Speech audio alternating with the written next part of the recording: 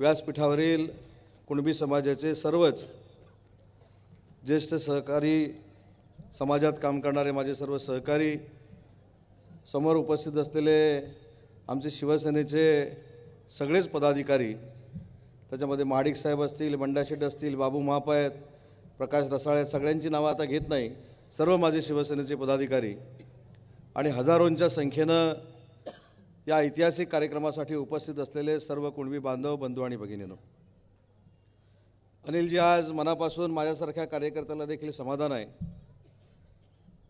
की या किसान भवनाचं लोकार्पण हे हातणकर कुटुंबाच्या उपस्थितीमध्ये होतं आहे, हातणकर काकींच्या समोर होतं आहे. त्यांच्या बाजूला बंधू वारिशे बसलेले आहेत, इकडे रामभाऊ बेंडलांचे चिरंजीव बसलेले आहेत आणि असे अनेक दिग्गज आज या व्यासपीठावर आहेत. आमचा संदीप मांगडे देखील आहे, बाळ मांगडेंचा मुलगा, जो या मंडळाचा अध्यक्ष आहे, संजय किंजळे, तो देखील सुभाष किंजळे साहेबांचा चिरंजीव आहे. गुणाजी मालप स्वतः व्यासपीठावर उपस्थित आहेत. आणि समाधान एवढ्याच गोष्टीचं आहे की कुणबी समाजाला दिलेला शब्द 6 वर्षामध्ये आम्ही पूर्ण करू शकलो, याचं मानसिक समाधान माझ्यासारख्या कार्यकर्त्याला आहे. पण खंत देखील आहे, या सभागृहाची मुहूर्तमेढ ज्यांनी रोवली ते बाळासाहेब मांगडे असतील, सुभाष किंजळे असतील, अशी दिग्गज मंडळी ज्यांनी 1999 सालापासून माझ्यासारख्या कार्यकर्त्याला सहकार्य करण्याची, आशीर्वाद देण्याची भूमिका घेतली, ती आज व्यासपीठावर नाहीत. मगाशी अनिलजी म्हणाले की कुणबी समाजाचं नेतृत्व आणि कुणबी समाजाला जिल्हा परिषद सदस्य, पंचायत समिती सदस्य केलं पाहिजे. अनिलजी, व्यासपीठावरच्या सगळ्या मंडळींना माहिती आहे, मागच्या वेळी पंचायत समितीची निवडणूक झाली, आमचे बंडाशेठ देखील समोर बसलेले आहेत. पंचायत समितीला 20 पैकी 18 जागा शिवसेनेने जिंकल्या आणि या 18 जागा जिंकल्यानंतर ते आणि मी मिळून कुठच्याही समाजाचा सभापती करू शकलो असतो. पण महाराष्ट्राच्या इतिहासामध्ये आमच्या मेघनाताई पाष्टे इथे बसलेले आहेत, त्यांना सभापती केलं आणि शैलेश नावले इथं बसलेला आहे, त्याच्या काकाला मी उपसभापती केलं. कुठच्या समाजाचा रोष अंगावर येईल, कुठचा समाज मला दोष देईल, यासाठी कोणाची पर्वा केली नाही. तर माझे कुणबी समाजाचे सहकारी जे प्रतिकूल परिस्थितीमध्ये काम करतात, त्यांना देखील राजसत्ता मिळाली पाहिजे, हा दृष्टिकोन डोळ्यासमोर ठेवून सभापती आणि उपसभापती एकाच समाजाचं करण्याचं पहिलं धाडस जर कोणी केलं असेल तर हे रत्नागिरी जिल्ह्यामध्ये झालं आणि रत्नागिरी तालुक्यामध्ये झालं. आज व्यासपीठावर बसलेल्यांचे अनेक किस्से मी तुम्हाला सांगू शकतो की तुमच्या पाठी आमचे बैकर गुरुजी बसलेले आहेत. बैकर गुरुजी आज जरी शासनामध्ये काम करत असले तर त्यांच्यासारखं परखड दुसरं कोण बोलत नाही समाजामध्ये, असं माझं मत आहे. आणि ते खरं बोलतात म्हणून काही लोक त्यांना बाजूला ठेवतात, हा त्यांचा आणि माझा दुर्दैवाचा भाग आहे. पण त्यांचे वडील देखील तसे होते. आपल्याला माहितीसाठी सांगतो, रामभाऊ, आपल्याला त्याला दुजोरा द्यावा लागेल. बहुजन विकास आघाडी या जिल्ह्यामध्ये काढली गेली, कोणी काढली, कशासाठी काढली, मला त्याच्यावर काही बोलायचं नाही. आणि सगळी मंडळी बरोबर ना बैकर साहेबांकडे भेटायला गेले. बैकर साहेबांना सांगितलं की समाजाच्या उन्नतीसाठी आपण बहुजन विकास आघाडी काढली पाहिजे, बहुजन विकास आघाडीचे सगळे जिल्हा परिषद सदस्य झाले पाहिजेत, पंचायत समिती सदस्य झाले पाहिजेत, त्याच्यामुळे तुम्ही आम्हाला आशीर्वाद द्या. मी एकमेव उदाहरण असं बघितलं जिल्ह्यातलं, त्यांनी असं सांगितलं की मी समाजाचा नक्की आहे, मी समाजाला पुढे नेणारा देखील नक्की आहे, मी कृषी उत्पन्न बाजार समितीचा जिल्ह्याचा अध्यक्ष देखील आहे, परंतु मला कृषी उत्पन्न बाजार समितीचा अध्यक्ष हे काँग्रेस पक्षानं केलेलं आहे, त्याच्यामुळे मी काँग्रेस सोडून येणार नाही, कारण शेवटी मला नीतिमत्ता आहे आणि मी जर काँग्रेस पक्ष सोडला तर मी काँग्रेस पक्षाचा विश्वासघात केला, अशा पद्धतीचा मरताना माझ्यावर ठपका पडेल, अशी कर्तृत्ववान नेतृत्व या तालुक्यानं आम्हाला महाराष्ट्राला दिली. आज शामराव पेजे साहेबांचं कुटुंब या व्यासपीठावर जरी नसलं तर लोकनेते शामराव पेजे साहेबांचा आदर्श घेऊन कुणबी समाज या जिल्ह्यामध्ये, या कोकणामध्ये वावरतो. आजपर्यंत अनेक वेळा कुणबी समाजानं मागणी केली की शामराव पेजे साहेबांचं नाव कुठेतरी शासकीय इमारतीला बांधू दिलं गेलं पाहिजे.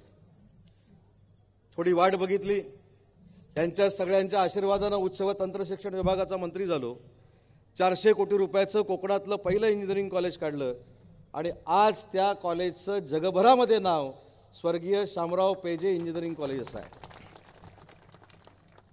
कुणबी भवनाला मदत केली, कुणबी भवन बांधून दिलं, हे माझं कर्तव्य आहे, ते मी केलंच पाहिजे, कारण या समाजानं मला 5 वेळा निवडून दिलेलं आहे. या समाजानं मला 5 वेळा निवडून देत असताना उदय सामंत हा आपल्या समाजातला आहे का याचा विचार कधी केलेला नाही. मग कुणबी समाज असेल आणि माझ्या तालुक्यामध्ये असलेले अन्य सगळे समाज असतील, यांनी कायमस्वरूपी उदय सामंतला स्वतःच्या समाजातला मानला. म्हणूनच मी विक्रमी मतानं अनेक वेळा विधानसभेमध्ये गेलो. ही निवडणूक जर बघितली तर अनेक लोकांनी मला घरीच पाठवलेलं होतं. उदय सामंत का आता निवडून येत नाही. काही लोकांनी देव पाण्यात बुडवून ठेवले होते. पण ते माझ्या समोर उभे राहतात, त्यांचं एक चांगलं आहे. त्यांना पडायची सवय आहे, मला जिंकायची सवय आहे. यावेळी पण 50,000 न पडले. पण त्याच्यामध्ये देखील या सगळ्या जनतेनं माझ्यासारख्या कार्यकर्त्यावर विश्वास ठेवला. या महिला भगिनींनी देखील माझ्यासारख्या कार्यकर्त्यावर विश्वास ठेवला. आणि म्हणून मी माझ्या राजकीय कारकिर्दीमध्ये कोण कुठच्या समाजाचा आहे कधी बघितलं नाही. ठीक आहे, कदाचित माझी तक्रार तुमच्याकडे झाली असेल. आता असे तक्रार करणारे कोण असतात? ज्यांचं दुकान मी चालू देत नाही ते तक्रार करतात. परंतु समाजासाठी नाही तर मीच या सगळ्या समाजामधला आहे असं समजून माझ्यासारखा कार्यकर्ता काम करतो. आणि म्हणून मगाशी कोणीतरी संतोष तावडे आणि चंदन खानविलकरचं नाव घेतलं. हे माझे सहकारी आहेत. त्यांना फक्त मी सांगितलं आपल्याला कुणबी भवन बांधून द्यायचं आहे. ज्याचा खर्च जो काय आहे तो कशा पद्धतीनं करायचा हे माझं मी ठरवेन. आजपर्यंत त्यांनी किती खर्च केला आहे, काही पैसे घेतले असतील, पण कधी माझ्यासारख्या कार्यकर्त्याकडे ते नाही.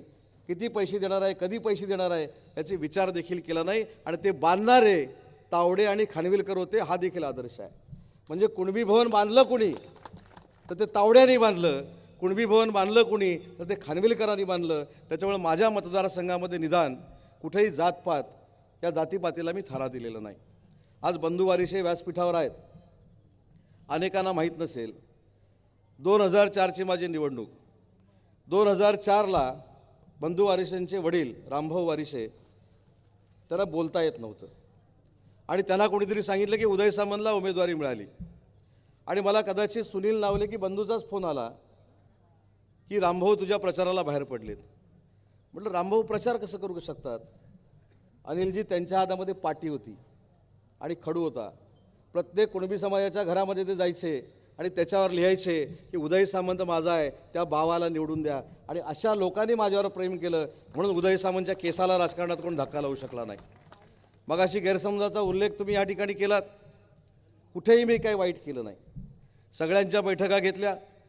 सगळ्यांच्या बैठका घेऊन गाड्यांची व्यवस्था कशी करायची, गाड्यांची व्यवस्था करून लोक कशा पद्धतीनं मुंबईला जातील, त्यांची जेवणाची व्यवस्था झाली पाहिजे. जेवणाची व्यवस्था होत असताना त्याला त्रास होऊ नये यासाठी जिल्हा अधिकाऱ्याला समोर बसून मोर्चाला मदत करा म्हणून सांगणारा कोकणातला मंत्री पहिला उदय सामंत आहे. राजेश बंडल बरोबर आहेत ना? रामभाऊ पण त्या बैठकीला होते. पण काय लोक गैरसमज पसरवतात की उदय सामंतनं मोर्चाला विरोध केला. या सगळ्या जनतेला माहिती आहे की उदय सामंत काय करू शकतो आणि उदय सामंत कशासाठी करू शकतो हे सगळ्यांना माहिती आहे. आणि म्हणून अनिलजी, मला देखील आपल्याला एक विनंती करायची आहे. तुम्ही देखील आज कुणबी समाजाचं फार मोठं नेतृत्व कोकणात न करताय याचा सार्थ अभिमान माझ्यासारख्या कार्यकर्त्याला आहे. पण काही गोष्टी आपल्यासारख्या माणसानं देखील पडताळणी करून बघितली पाहिजे. आज तुमच्यामध्ये 1 वर्ष माझ्याबद्दल कटुता होती. ज्यांनी तुम्हाला सांगितलं त्याला थेट मी फोनवर घेतला, तुम्ही देखील त्याला साक्षीदार आहात. आणि त्या व्यक्तीला मी विचारलं, बाबा मी अनिल नवगड्यांबद्दल काय बोललो, मला कधीतरी कळू दे. तो म्हटला तुम्ही कधीच बोलले नाही. मी मोर्चाला कधी विरोध केला? ते म्हणले कधीच केला नाही. मग अनिलजींना कोणी सांगितलं? आता त्यांनी 3 नावं सांगितली, ते आता अनिलजी मी व्यासपीठावरनं सांगत नाही. पण हे राजकारण चांगलं नाही. एखाद्याला स्वतःच्या स्वार्थासाठी बदनाम करायचं आणि स्वतःची राजकीय पोळी भाजून घ्यायची असा उद्देश ठेवून उदय सामंतनं कधीही काम केलं नाही. तर अशा लोकांना अनिलजी, माझी आपल्याला हात जोडून विनंती आहे की जे समाजामध्ये तेढ निर्माण करतात, जे स्वतःच्या स्वार्थासाठी समाजाचा उपयोग करतात, त्यांना 4 हात बाजूला ठेवण्याची भूमिका देखील अनिलजी तुमच्यासारख्या कार्यकर्त्याने घेतली पाहिजे. आज इथे नावल्यांचा पुतण्या उभा आहे, त्याला कधीतरी बोलवा. आज संदीप इथं बसलेला आहे, त्याला कधीतरी तुम्ही बोलवा. या सगळ्यांना कधीतरी बोलून विचारा की त्यांच्या कुटुंबातले कर्ते पुरुष गेल्यानंतर त्यांच्यावर कधी कोणाचीही वाईट सावली पडायचा प्रश्नच उद्भवला नाही. आणि तशी सावली उदय सामंतनं कधी पडायला दिली नाही. पण याचा कधी मी बाऊ केला नाही. मी हे करतो, मी ते करतो, मी असं करतो. कुठच्याही व्यासपीठावरच्या आज कुणबी समाजाच्या व्यक्तीला जरी विचारलं तर मी त्यांच्या सुखदुःखामध्ये कायम सामील झालेला असतो. त्याच्यामुळे जे कोण गैरसमज पसरवतात त्यांना आपण खड्यासारखं बाजूला ठेवलं पाहिजे, या मताचा मी आहे. कारण शेवटी कटुता निर्माण होते आणि कटुता निर्माण एखाद्या समाजामध्ये झाली की एखाद्यानं वाईट केलेलं नसताना देखील त्यानं वाईट केलं अशा पद्धतीचा अपप्रचार करण्याची भूमिका जी राजकारणात वाढते ती आपण सगळ्यांनी मिळून एकत्रपणानं बंद केली पाहिजे. आज मी अनेकांची व्यासपीठावर नावं घेतली, त्याच्यामध्ये संदीपचं नाव एवढ्यासाठीच घेतलं की या संस्थेचे पहिले अध्यक्ष बाळासाहेब माईंगडे होते, सुभाष केंद्रे होते, चिमाकांजी कुळये त्यांच्याबरोबर होते, गुणाजी मालप त्यांच्याबरोबर होते. आप्पांनी जरी माझ्या कुटुंबाचं कौतुक केलं असलं तरी आप्पा माझी ती जबाबदारी आहे की या लोकांनी बघितलेलं स्वप्न की मी जरी कुणबी समाजाचा नसलो तरी त्यांचं स्वप्न पूर्ण करणं ही माझी जबाबदारी आहे आणि या जबाबदारीच्याच भावनेतनं आज ही इमारत या ठिकाणी उभी राहिली. मग अशी प्रकाश परब ते माझ्या गाडीमध्ये होते आणि राजेश बेंडल देखील माझ्या गाडीमध्ये होते. मी काही माझ्या मनातल्या गोष्टी त्यांना सांगितल्या. आता प्रकाश परब ते हा कोण आहे तर 1999 सालामध्ये उदय सामंत जिल्हा परिषद सदस्य होणार आहे का, पंचायत समिती सदस्य होणार आहे का, आमदार होणार आहे का हे माहीत नसलेला माझा पूर्वीपासूनचा कार्यकर्ता आज अभिमानानं सांगतो की ज्याच्याबरोबर मी मोटरसायकलनं फिरायचो तो माझा मित्र आज महाराष्ट्राचा उद्योगमंत्री झाला, त्या परबतेनं कधी जातपात बघितली नाही. असे माझे सहकारी अनेक हजारोनं या कुणबी समाजामध्ये असल्यामुळं मला कधी राजकारणामध्ये मागं यावं लागलं नाही. आज महिला भगिनींना अजून एक गोष्ट सांगतो. हजारोंच्या संख्येनं महिला इथं उपस्थित आहेत. माननीय एकनाथ शिंदेसाहेब मुख्यमंत्री असताना माझ्या सगळ्या महिला भगिनींसाठी एक योजना आम्ही सुरू केली आणि त्या योजनेचं नाव आहे मुख्यमंत्री माझी लाडकी बहीण योजना. आहे ना? आहे की बंद झाली? पण मी तुम्हाला आज शब्द देतो, नवीन वर्षाच्या सुरुवातीला जोपर्यंत या पृथ्वी तलावर चंद्र आणि सूर्य आहेत तोपर्यंत मुख्यमंत्री माझी लाडकी बहीण योजना कधीही बंद होणार नाही. हे राज्य मंत्रिमंडळातला मंत्री म्हणून ठामपणाने या ठिकाणी सांगतो.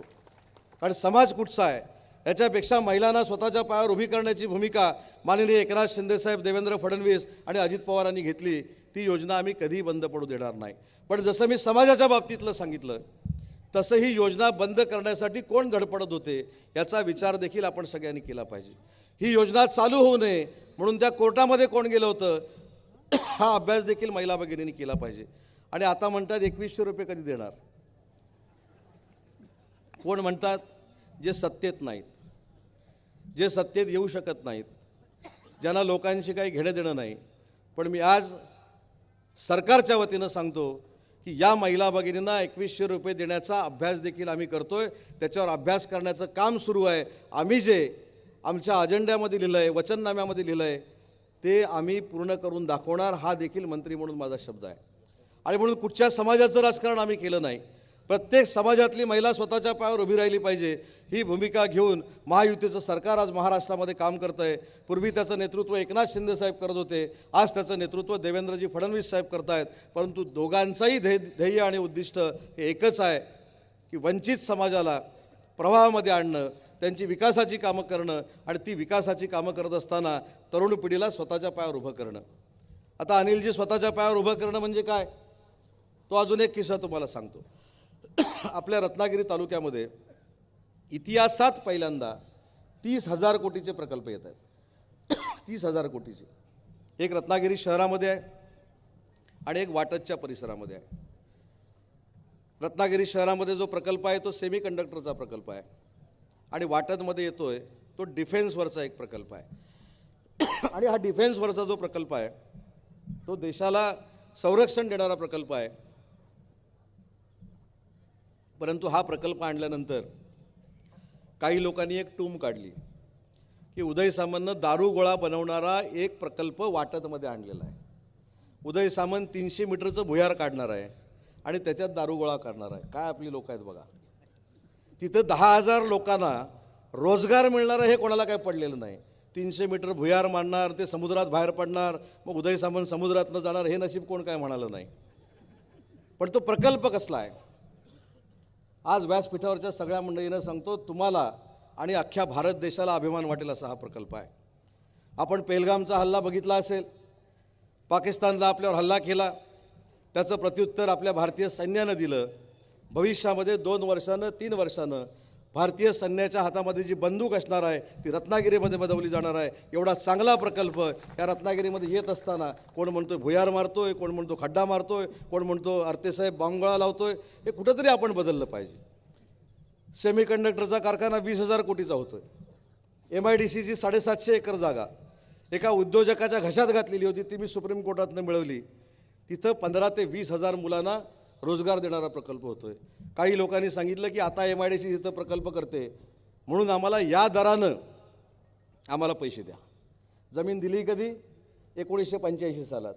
म्हणजे आपले काही लोक विध्वंसक किती आहेत याचा विचार देखील कुणबी समाजानं करणं गरजेचं आहे. आणि विशेषतः पुरुषांपेक्षा मला सगळ्या महिला भगिनींना आणि आयांना एक विनंती करायची आहे की तुमच्या मुलांना जर मुंबईला पाठवायचं नसेल, मुंबईला नोकरीला पाठवायचं नसेल, स्वतःची मुलं स्वतःच्या समोरच नोकरी करताना तुम्हाला जर बघायची असेल तर आता हे प्रकल्प होण्यासाठी तुम्हाला रस्त्यावर उतरावं लागेल. कारण 30,000 लोकांना रोजगार देणारा प्रकल्प कोकणात पहिल्यांदा येतोय, त्याचं समर्थन आपण सगळ्यांनी केलं पाहिजे.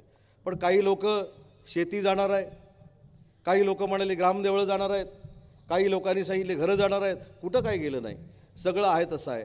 जसं तुम्ही ग्रामदेवतेला मानता तसं मी देखील ग्रामदेवतेला मानतच कुणबी समाजाच्या एका गावातला लहानाचा मोठा झालो. त्याच्या मला गावकी काय माहिती आहे, भावकी काय माहिती आहे, कारभारी कोण आहे मला माहिती आहे, आणि खुटकरी देखील कोण आहे मला माहिती आहे. मला कोणाला सांगायची आवश्यकता नाही. आणि म्हणून मला सगळ्यांना विनंती करायची आहे की आपण किती या सगळ्या गोष्टीला बळी पडणार आहोत. ठीक आहे, किसान भवन झालं, पण त्या किसान भवनामध्ये आपण असं काहीतरी सुरू करा की जे रत्नागिरीमध्ये प्रकल्प येत आहेत त्याचं ट्रेनिंग सेंटर त्या किसान भवनामध्ये सुरू करा. आणि या कुणबी समाजातल्या सगळ्या युवकांना नोकरी देण्यासाठी या किसान भवनातनं एक कौशल्य विकासाचं केंद्र निर्माण करण्याची भूमिका आप्पा घाणेकर तुम्ही आणि सगळ्यांनी घ्यावी, ही माझी आपल्याला हात जोडून विनंती आहे. लग्न तर त्या ठिकाणी होतीलच, सांस्कृतिक कार्यक्रम देखील होतील. पण आज तुमच्या आशीर्वादानं राज्याचा उद्योगमंत्री म्हणून काम करत असताना माझ्या मतदारसंघामध्ये, माझ्या जिल्ह्यामध्ये माझ्या जर कुणबी समाजाच्या मुलामुलींना रोजगार मिळणार असेल आणि त्याच्यासाठी जर मला काही योगदान द्यायचं असेल तर ते देखील योगदान या किसान भवनाच्या निमित्तानं इथं द्यायला मी तयार आहे. त्याच्यामध्ये देखील आपण समाजाच्या लोकांनी पुढाकार घेतला पाहिजे. अनिलजी, मला एक संधी मिळाली उद्योगमंत्री म्हणून. व्यासपीठावरच्या सगळ्या मंडळींना विचारा, रामभाऊ आहेत, आमचे विनायक शिवगण आहेत. एक प्रस्ताव माझ्याकडे असा आला की सगळ्या समाज आणि जातीच्या लोकांना समाज मंदिरासाठी जागा उपलब्ध करून द्यावी, असा महाराष्ट्रातला पहिला प्रस्ताव माझ्याकडे आला. आणि महाराष्ट्रातलं पहिलं रत्नागिरी असं ठिकाण आहे की ज्या रत्नागिरीला 80 लाखाची जमीन प्रत्येक समाजाला MIDCकडनं मोफत देणारा उदय सामंत आहे. 80 लाखाची जमीन, आणि त्याच्यामध्ये तालुक्याचा कुणबी समाजोन्नती संघ पण आहे. मग गैरसमज कसा काय होतो? जर कुणबी समाजोन्नती संघाला MIDC मार्फत मी 80 लाखाची जमीन दिली, कुणबी समाज भवन बांधताना जे काय माझ्यापरीनं फुलना फुलाची पाकळी मदत केली, हे किसान भवन बांधत असताना मी बांधून दिलं असं नाही, हे तुम्ही बांधलेलं स्वतःच्या कष्टाचं किसान भवन आहे. तुम्ही जर मला निवडून दिलं नसतं तर मी हे किसान भवन बांधू शकलो नसतो. म्हणून हे श्रेय माझं नाही, हे श्रेय कुणबी बांधवांचं आहे. हे श्रेय मी कधीच मला घेणार नाही. आणि म्हणून या सगळ्या गोष्टी ज्या आहेत त्या आपण सगळ्यांनी समजून घेतल्या पाहिजेत. राजकारणासाठी राजकारण अनेक लोक करत असतात. मी मगाशी हातणकर काकींचा उल्लेख केला. आज कोणालाही पत्रकारांना माहिती नाही ती गोष्ट मी आज व्यासपीठावरनं सांगतो. कदाचित काकींना देखील माहिती आहे की नाही मला माहीत नाही. मी आत्ताच काकींना विचारलं तुम्ही पालीला घरी येत नाही, तर ते म्हटले 20 वर्षानं ते आम्हाला भेटलेलं आहे. पण माझ्या राजकारणाची मुहूर्तमेढ जर कोणी रोवली असेल तर ती ल.र. हातणकरांनी रोवली. ती कशी रोवली ते पण सांगतो.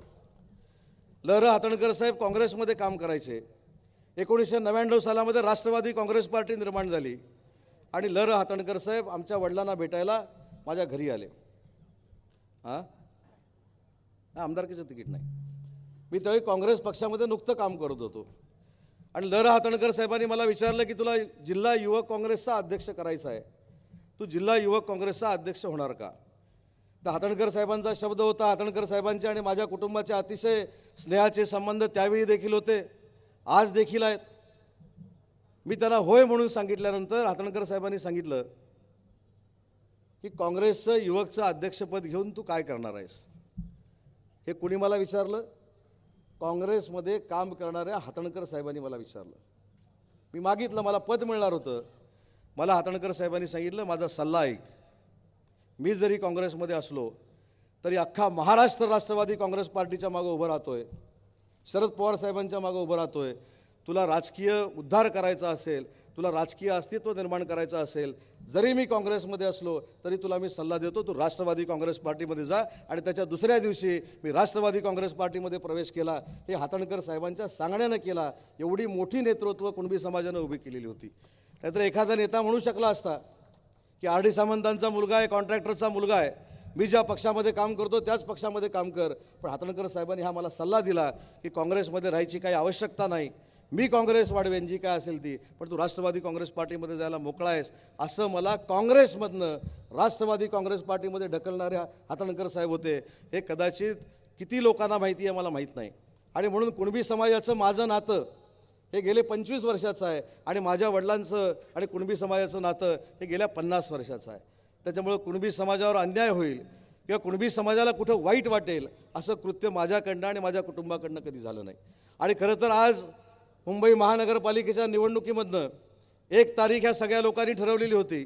राजेश मेंडलना आताच गाडीमध्ये देखील कळलं असेल, मला एकनाथ शिंदे साहेबांचा फोन आला आणि मला म्हणाले, अरे मुंबईची महानगरपालिकेची निवडणूक सुरू आहे, तू रत्नागिरीमध्ये आहेस. मी त्यांना सांगितलं, साहेब 2 तासात मी रत्नागिरीचा कार्यक्रम करतो आणि पुन्हा एकदा 12 वाजेपर्यंत मुंबईमध्ये पोचतो. मी आलो कशासाठी, तर कुणबी बांधवांसाठी, या किसान भवनासाठी माझ्या हस्ते उद्घाटन करण्यासाठी आलो नाही, तर तुमच्यासाठी मी वचनाची जी परिपूर्तता केलेली आहे ते पुन्हा एकदा तुमचे आशीर्वाद घ्यावेत, याच भावनेतनं जानेवारीच्या 1 तारखेला मी तुमच्यासमोर उभा आहे. खरं तर लोकप्रतिनिधी 31 डिसेंबर आणि 1 जानेवारी सहसा तारीख कोणाला देत नाहीत. आता ह्याच्यात हसण्यासारखं काय, कारण 31ला जे जागरण होतं त्याच्यामध्ये त्यांना उठायला लेट होतो. मी चांगल्या अर्थानं सांगतो. पण मला ज्यावेळी सांगितलं की 1 तारखेला कार्यक्रम करायचा आहे, मी सांगितलं की माझ्या आयुष्यातल्या 1 जानेवारीची सुरुवात तर कुणबी समाजाच्या आशीर्वादानं होणार असेल तर माझ्या एवढा दुसरा भाग्यवान आमदार आणि मंत्री कोण नाही, या भावनेतनं आज मी या कार्यक्रमाला उपस्थित राहिलो. आज शांताराम मालपनी पण जोरदार भाषण केलं. मालप साहेबांना तर माईक नसला तरी चालतो, बरोबर आहे की नाही मालप साहेब? पण मालप साहेब, अजून एक तुम्हाला गोष्ट सांगतो. अनेक लोकांना हिंदी गाणी आवडतात, अनेक लोकांना मराठी नवीन नवीन गाणी आवडतात, पण कधीतरी कुणबी समाजाच्या काही नेत्यांनी माझ्या गाडीत बसणं गरजेचं आहे. माझ्या गाडीमध्ये कुठची गाणी चालू असतात हे तुम्ही ऐकणं गरजेचं आहे. माझ्या गाडीत नमनाशिवाय आणि जाकडीशिवाय दुसरी कुठची गाणी नसतात. कोण ऐकतो ह्याच्यातलं सांगा मला. ह्याच्यातले काही लोक पुष्पा आहे म्हणून पण सांगत असतील, पुष्पाच ना तो, पण मी नाही. माझ्या गाडीमध्ये मला ज्या लोकांनी मोठं केलं, ज्या लोकांची लोककला भारतातल्या सगळ्या लोककलांमध्ये श्रेष्ठ आहे, अशा लोककलांची गाणी आजही माझ्यासारखा उद्योगमंत्री गाडीमध्ये ऐकतो. जरा माझ्याबद्दल तक्रार करणाऱ्याने आत्मचिंतन करावं. तुम्ही इंग्लिश गाणी ऐकता की नमन ऐकता हे कधीतरी मला सांगावं आणि मग माझ्यावर टीका करावी. आपण जाकडीवाल्यांना विचारा, मालपसाहेब नमनवाल्यांना विचारा, करोनाच्या वेळी काय झालं त्यावेळी कुठं होते माझी तक्रार करणारे. दशावतारवाल्यांना सिंधुदुर्गामध्ये जाऊन विचारा, करोनाच्या वेळी बाकी टीका करणारे कुठं होते. आमचा पी.टी. कांबळे जो आमचा नमनाचा अध्यक्ष आहे, अर्थसाहेब बरोबर ना, त्याला विचारा. मी सांगत नाही फक्त, आणि नंतर मला असं वाटायला लागलं की मी जे काय करतो ते सांगत नाही म्हणून कदाचित लोकांना कोणाला कळत नाही. पण ज्यावेळी विधानसभेची निवडणूक होते त्यावेळी मात्र मला कळतं मी जे काय केलेलं आहे ते सगळ्यांना कळलेलं आहे, म्हणून परत मी एकदा विधानभवनात गेलेलो आहे. त्याच्यामुळे लोक शांत असतात, लोक सगळ्यांना बघत असतात, सगळ्यांची कृती बघत असतात. पण मला हात जोडून काही लोकांना विनंती करायची आहे की ज्याचा उल्लेख मी केला की स्वतःच्या राजकारणासाठी आणि स्वतःच्या अस्तित्वासाठी समाजामध्ये तेढ निर्माण करण्याचं काम एखाद्या व्यक्तीला डोळ्यासमोर ठेवून करू नका. काही लोकांना कदाचित असं वाटत असेल की एवढे कुणबी बांधव भगिनी उदय सामंतला कशासाठी मानतात, कशासाठी आपल्या घरातलं मानतात. याचं कारण एवढंच आहे की मी ज्या समाजाचं काम करतो त्या लोकांना मी त्याच समाजातला असल्यासारखं वाटतो. इथं प्रमोद डांगे बसलेला आहे. मी साहेब ऑपरेशनमधनं बाहेर आलो 20 तारीख, प्रमोद बरोबर ना, किती तारीख, 20 तारीख, आणि 20 तारखेला मला माझ्या सगळ्या सहकाऱ्यांनी सांगितलं होतं, आमचा विलास बोंबले देखील इथं आहे, की तुम्ही कुठच्याही परिस्थितीमध्ये आमच्याकडे पूजेला आलं पाहिजे.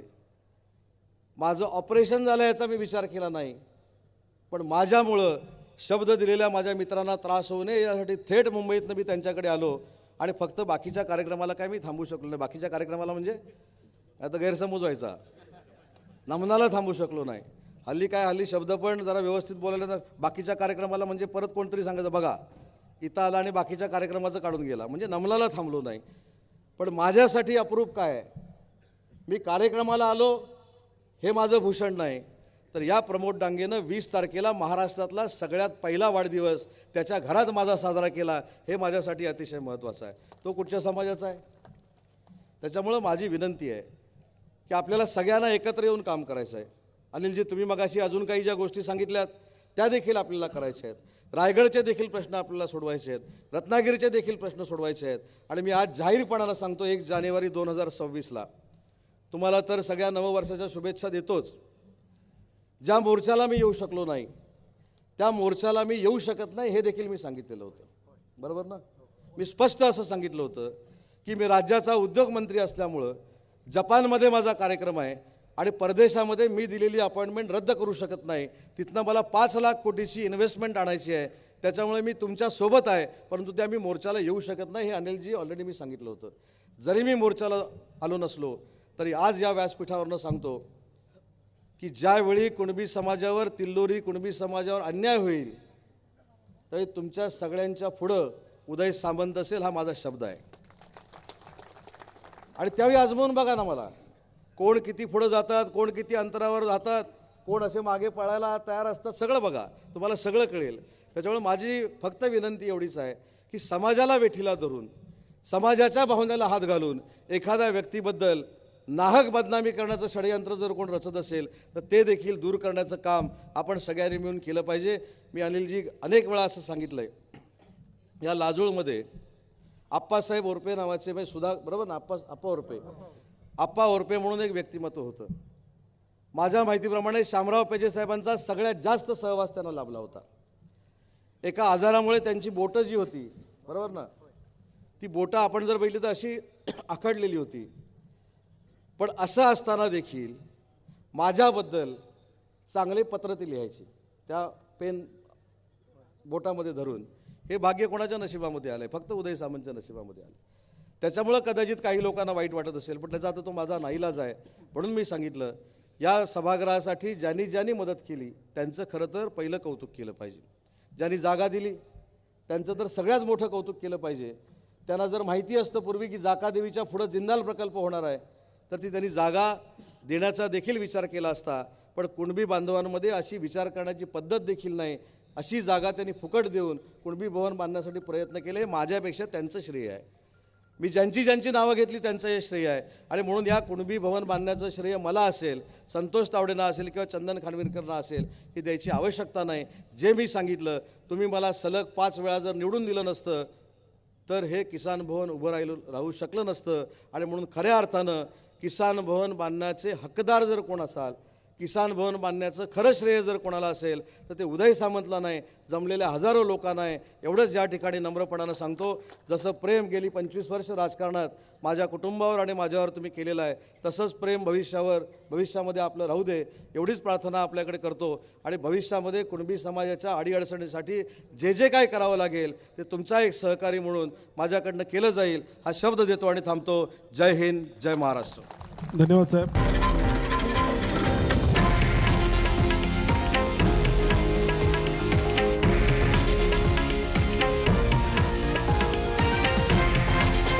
हे आहे देशातील नंबर 1 न्यूज नेटवर्क आणि आपण पाहत आहात TV9 मराठी, एकमेव.